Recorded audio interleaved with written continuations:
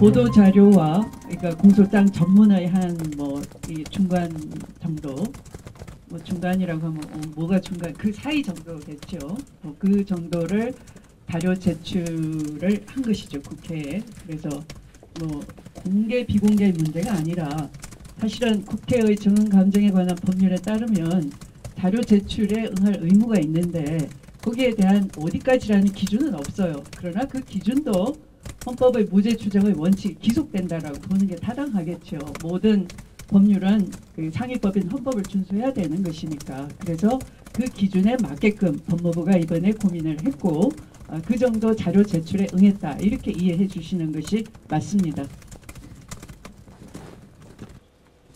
자, 제가 행상 책임을 말씀을 드렸어요. 헌법재판이라는 것은 헌법상의 여러 원칙을 지킬 태도가 돼 있느냐라는 문제 제기를 했던 것이고요. 그러면 그런 행상 책임, 헌법상의 지켜야 될 그 책무에 대한 권한 남용을 하지 않고 책무에 대한 그런 태도 책임은 여러 가지 종합적인 고려를 하는 것이죠. 그동안 있어왔던 국정에 대한 자세, 그 다음에 뭐 무슨 혐의 사실 같은 것, 이런 것들이 종합적으로 고려되는 것이고 그것은 형사재판하고 아무 상관이 없어요. 일형의 참고는 될 수 있는 것이지. 지금 여기서 드리는 말씀은 형사사법 절차에 대한 절차적 정의를 말씀드리는 거죠. 듀 프로세스에 대해서 국민의 기본권, 형사사법 절차에 있어서 인권보호나 무죄 추정의 원칙에 대한 형사사법에서 국민이 가진 기본권을 우리가 지켜야 된다를 말씀드리는 겁니다. 정치적으로 오해를 입을 수 있다, 저한테 상처가 될 수 있다라는 저에 대한 우려를 해주신 거예요.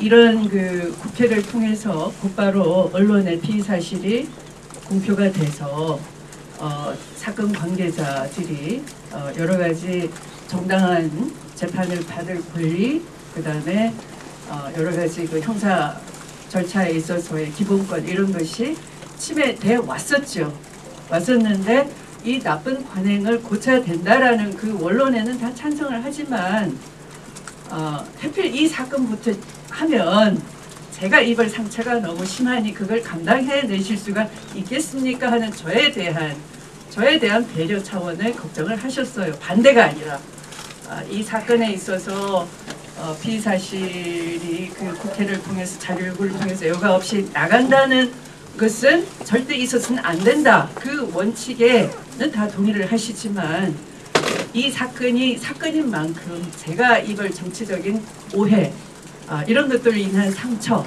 이런 것들을 염려를 해주셔서 그것이라면 제가 충분히 감당을 해내겠다, 감내를 하겠다.